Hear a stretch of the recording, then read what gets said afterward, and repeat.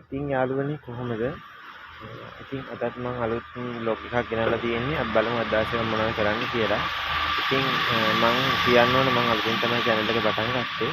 ඉතින් දැන් ගොඩක් මේ කට්ටිය එකතු වෙලා ඉන්නවා මේ මගේ බ්ලොග් බලන්න. ඉතින් මම ඉස්සරහට ලස්සන ලස්සන බ්ලොග් ගේන්නම් ඔයාලට. එහෙනම් අද බලමු මම මොනවද කරන්න කියලා. ඉතින් අදත් වෙනද වගේම අලුත් දවසක් උදා වෙලා තියෙන්නේ.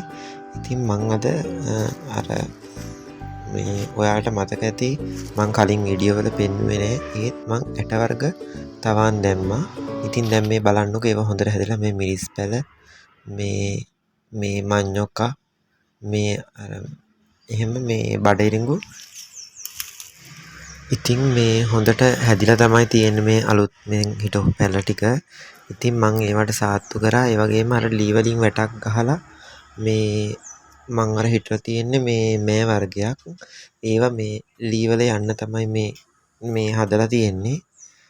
මේ ඉතින් ඉක්මනට මේවා මේ පොර දාලා මේ ඇට තවන් දාපුවා. දැන් උඩට ටිකක් මතුවලා තියෙනවා.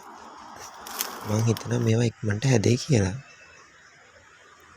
අද උදේට මං ඕට්ස් එකක් හදාගෙන බිව්වා. මේ මං ඉතින් දැන් පෙන්නන්න හදන්නේ මගේ තියෙන මේ මාවුල් ටැංකිය. මේ ටැංකි දෙකක් තියෙනවා. එක ලොකු මාළුවෙ ඉන්නවා. මේ ඔයාලට පේනවා ඇති මේ අනිත් ටැංකියේ මේ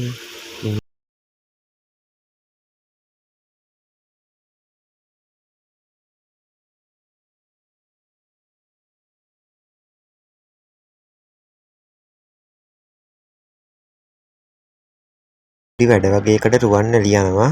ඉතින් මේ ඔයාලට පේන රුවන්වැලි ටවුන් එක. රුවන්වැලි ටවුන් එකට ගිහිල්ලා අර මේ නිට්ටම් පාරේ මේ පොඩි දුරක් ගියා මේ ෂොප් එකක් තියෙනවා. මේ ෂොප් එක තමයි ඒකේ නම. මම ඊගා පාර මේ වීඩියෝ එක දාන්නම්. මම ඒකෙන් තමයි ඩෙනිම් එහෙම ගන්නෙ. ඉතින් අද රැයට හදලා කෑවා.